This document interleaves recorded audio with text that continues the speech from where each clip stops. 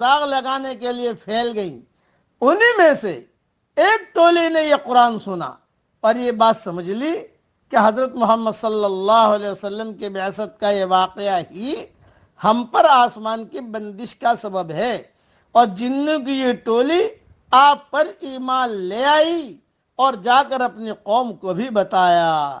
صحیح مسلم میں یہ روایت موجود ہے اور صحیح بخاری میں بھی بعض باتوں کا تذکرہ ہے.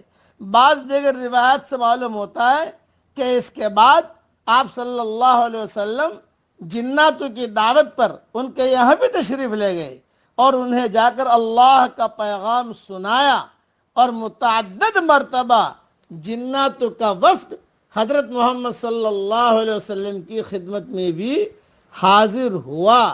فتح الباری، تفسیر ابن کثیر وغیرہ میں دیکھ لیا جائے.